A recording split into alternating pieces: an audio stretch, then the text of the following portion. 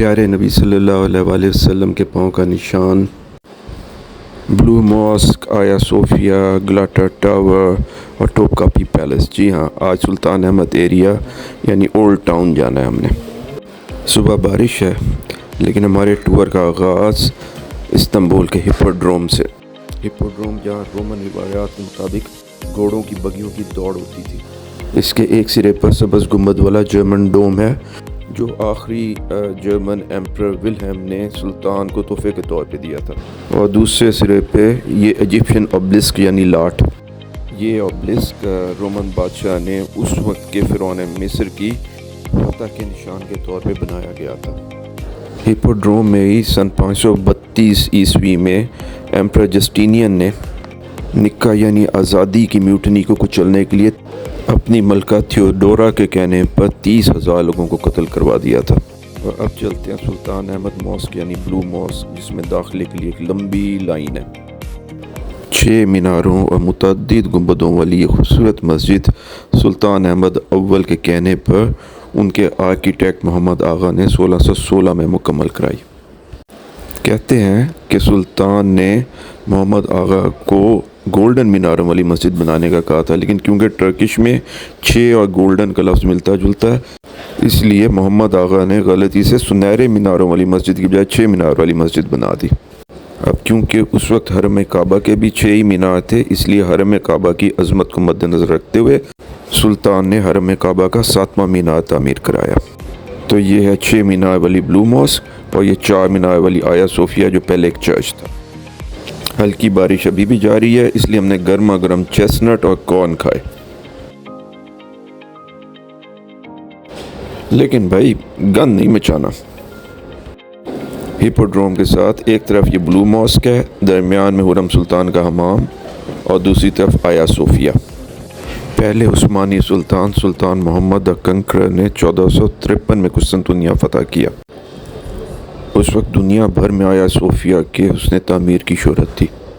सुल्तान सोमवार के दिन कुस्तुनतुनिया में दाखिल हुआ और उसने हुक्म दिया कि जुमा तक आया सोफिया को मस्जिद में तब्दील कर दिया जाए।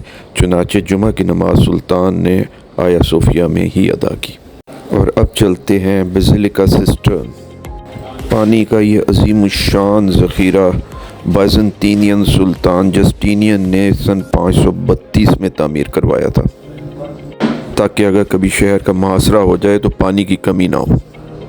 इसकी तामीर में मुख्तलिफ़ जगहों से लाए गए पुराने पिलर्स रिसाइकल करके इस्तेमाल किए गए हैं, इसलिए बहुत सारे कॉलम्स मुख्तलिफ़ शक्लों के हैं। हैरान कुन तौर पे तामीर का ये अज़ीमुश्शान शाहकार कहीं खो गया और लोग इसको भूल गए। एक डच आर्कियोलॉजिस्ट पीटर्स गैलिकस ने इसके बारे में सुन रखा था। फिर जब यहाँ के लोगों से उसने सुना कि वो अपनी बेसमेंट के फर्श को तोड़कर वहाँ डोल डाल के नीचे से पानी भी निकाल लेते हैं और मछलियाँ भी शिकार कर लेते हैं, तो उसे सिस्टर्न की मौजूदगी और उसकी लोकेशन का यकीन हो गया। यूँ सन 1545 में सिस्टर्न दोबारा डिस्कवर हुआ। ये 2 मशहूर फिल्मों यानी फ्रॉम रशिया विद लव और इन्फर्नो में दिखाया जा चुका। सिस्टर्न से बाहर निकले तो गज़ा के लिए ये एंटी इसराइल और एंटी अमेरिका रैली जारी थी। हम भी इसमें शरीक हुए।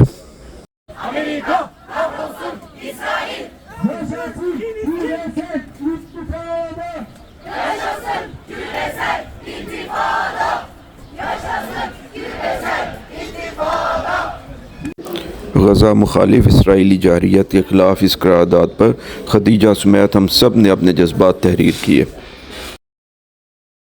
और ये है तोपकापी पैलेस जो पहले उस्मानिया सुल्तान मोहम्मद फ़ातेह ने 1453 में कुस्तुनतुनिया फतह करते ही इसको बनाने का हुक्म दिया। कुल 36 उस्मानिया सुल्तानों में से पहले 30 ने तोपकापी में ही क़याम रखा। 1856 में डोलमाबाशी पैलेस की तामीर के बाद आखिरी 6 सुल्तान पे डोलमाबाशी में रहे। तोपकापी पैलेस के कुल 4 कोर्टयार्ड्स हैं। पहला दीवान आम है और इसी में यह एग्जीक्यूशनर फाउंटेन है जहाँ सरे आम सजाए मौत दी जाती थी। तोपकापी को तोपकापी कहा इसलिए जाता है कि इसकी तामीर की जगह पे पहले 2 तोपें नस्ब थीं और यहाँ शाही काबीना का इजलास होता था साथ ही है टावर ऑफ जस्टिस, अगर किसी को सुल्तान से बराह रास्त इंसाफ की तलब होती तो यहाँ आता। टावर के बाएं तरफ हरम का दरवाज़ा है, जबकि दाएं तरफ ईंटों की बनी हुई 3 गुंबद वाली रॉयल ट्रायरी है। और ये महल के तीसरे कोर्टयार्ड में दाखिले का दरवाज़ा और ये शाही मोहर। तीसरे कोर्टयार्ड में ये ऑडियंस हॉल, यहाँ सुल्तान अकाबरीन और डिग्नेटरीज से मुलाकात करते। और अब ये चौथा कोर्टयार्ड, सामने सुल्तान हमीद पवेलियन, जो टॉप कापी से बिल्कुल मुख्तलिफ और बिल्कुल डोलमाबाची के तर्ज पे एक मॉडर्न पवेलियन है। अंदर से देखने पर भी ये बहुत पुरतायूश और डोलमाबाची की तरह बिल्कुल मॉडर्न और यूरोपियन स्टाइल पे तामीर किया गया।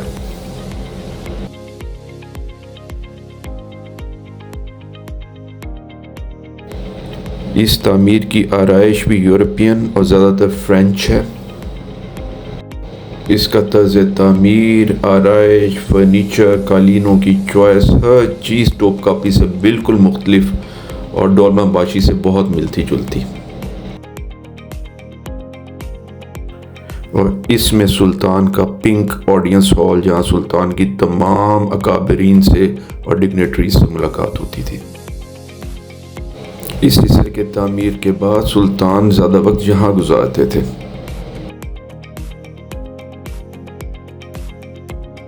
और ये टॉप कॉपी पैलेस के अंदरूनी चौथे और सबसे प्राइवेट कोर्टयार्ड का लायंस गार्डन। और सामने पैलेस का प्राइवेट पवेलियन, जिसके अंदर बगदाद पवेलियन और सर्कमसियन रूम्स हैं। और ये गार्डन है जहाँ से तमाम बॉस्फोरस का नज़ारा किया जा सकता है। टॉप कॉपी पैलेस की एक बालकनी से बॉस्फोरस का नज़ारा। और ये है सुल्तान की मुलाकातों के लिए बगदाद चैम्बर।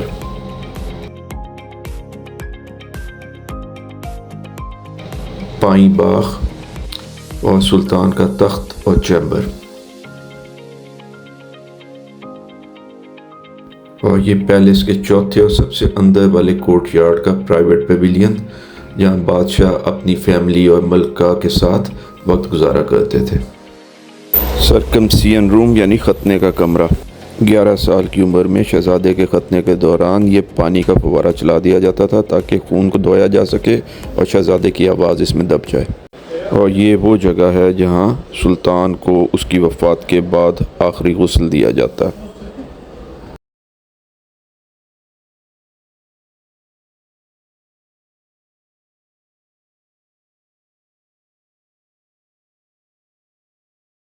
अब आपको दिखाते हैं शाही ख़जाने की एक झलक। इसमें शाही ख़ानदान के ज़ेर इस्तेमाल कीमती अशिया, जवाहरात, ज़ेवरात और हुरम सुल्तान के ज़ेर इस्तेमाल बहुत सी अशिया शामिल हैं।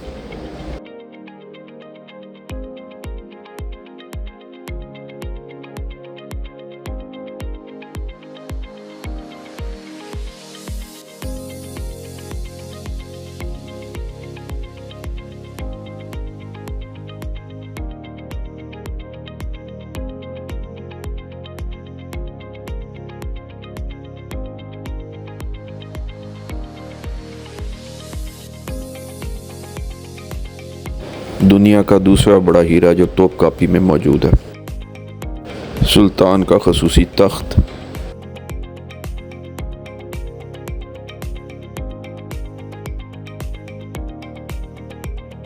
नौज़ायदा शहजादे के लिए सुनहरी झूला। सुल्तान नादिर शाह को देने के लिए तोहफे के तौर पे बनाया गया खंजर। और यहाँ प्यारे नबी और दीगर सहाबा के तबरुकात हैं। खाना काबा का ताला और चाबी। मिज़राब रहमत यानी खाना काबा के परनाले।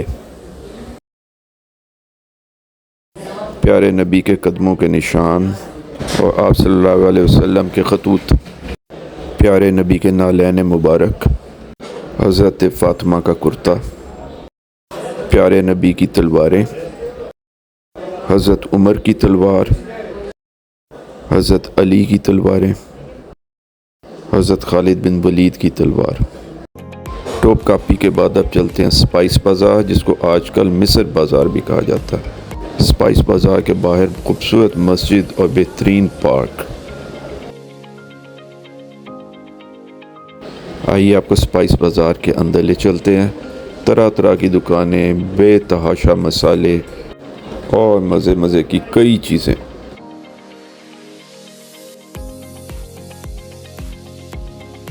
इस चबूतरे पर सुबह दुआ और अजान के बाद कारोबार का आगाज़ किया जाता है।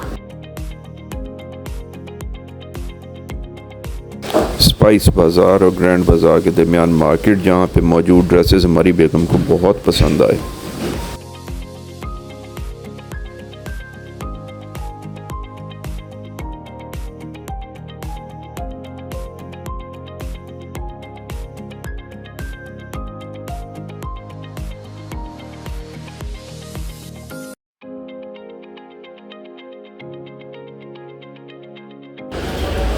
Welcome to Grand Bazaar now.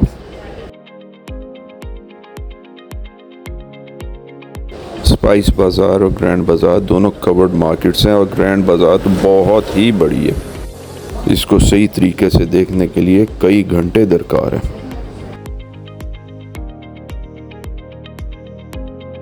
Spice बाज़ार की तरह ग्रैंड बाज़ार में भी अजान और दुआ का चबूतरा।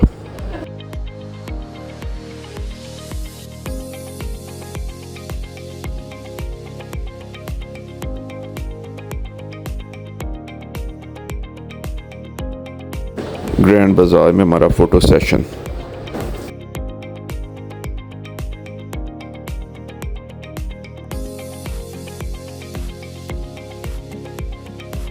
ग्रैंड बाज़ार के बाहर एक खूबसूरत मस्जिद और फिर अंगूरों की बेल जो गली में एक तरफ से दूसरी तरफ चली गई है।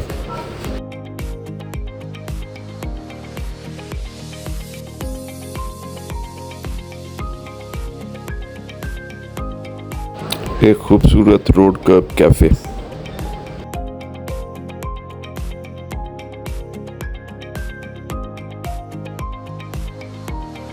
खूबसूरत कुशन्स और हैंडीक्राफ्ट।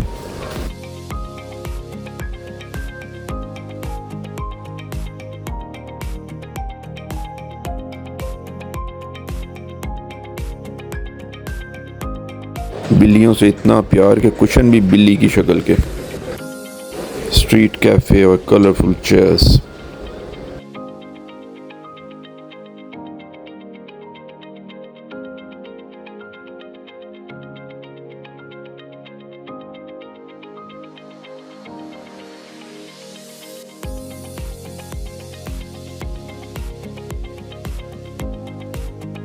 दोपहर को कैराक्वाय पोर्ट के ऊपर लंच।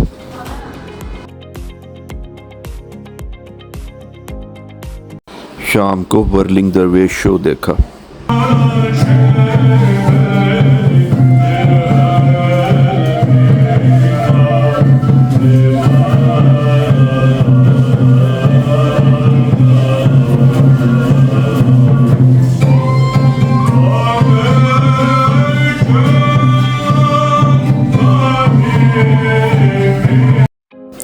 कैराक्वाय पोर्ट से मेडन टावर के लिए रवानगी। हवा खूब तेज़ चल रही है।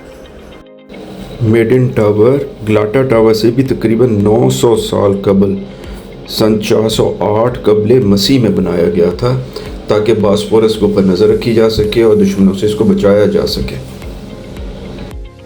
बाद में यही टावर कस्टम हाउस और लाइट हाउस के तौर पर भी इस्तेमाल हुआ और सुना यह है कि कुछ शहंशाहों ने अपनी नापसंदीदा बेगमात को यहाँ कैद भी रखा। और रास्ते में समंदर में डॉल्फिन्स।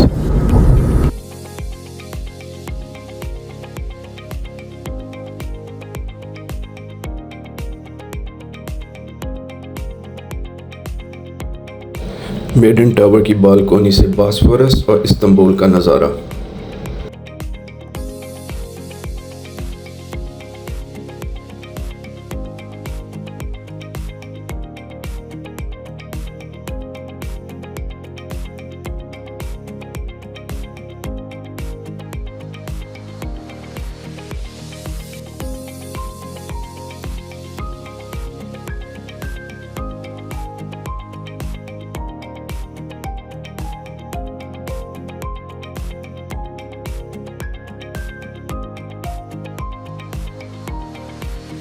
रात गए ओल्ड इस्तांबुल का एक और छोटा सा चक्कर। Blue Mosque by night. Aya Sophia.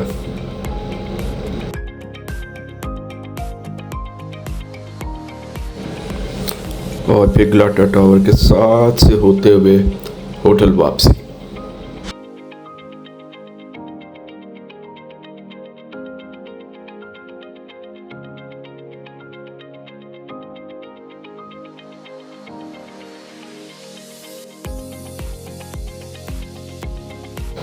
आज तो बहुत थक गए भाई, आज तो हम आपको ट्रैवल टिप भी नहीं दे सकते। हम भी सो रहे हैं, आप भी सो जाइए। इंशाल्लाह कल मिलेंगे। खुदा हाफिज़। शब बखैर, अल्लाह निगहबान। Sweet dreams.